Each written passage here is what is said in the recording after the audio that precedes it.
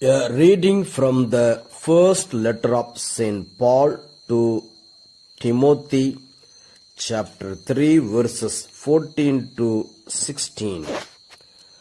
I hope to come to you soon, but I am writing these instructions to you so that if I am delayed, you may know how one ought to behave in the household of God, which is the church of the living God, the pillar and bulwark of the truth. Without any doubt, the mystery of our religion is great. He was revealed in flesh, vindicated in spirit, seen by angels, proclaimed among Gentiles, believed in throughout the world, taken up in glory. The word of the Lord. Thanks be to God.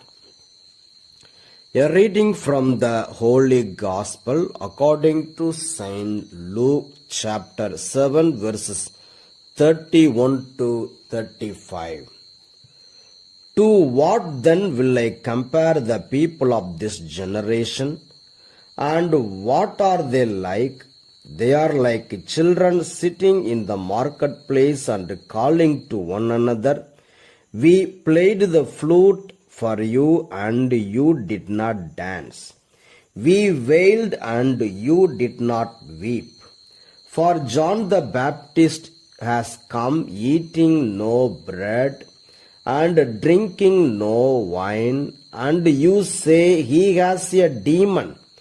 The Son of Man has come eating and drinking, and you say, look, a glutton and a drunkard, a friend of tax collectors and sinners.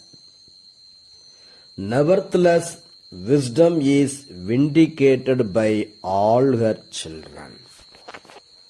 The Gospel of the Lord. Praise the Lord of Jesus Christ.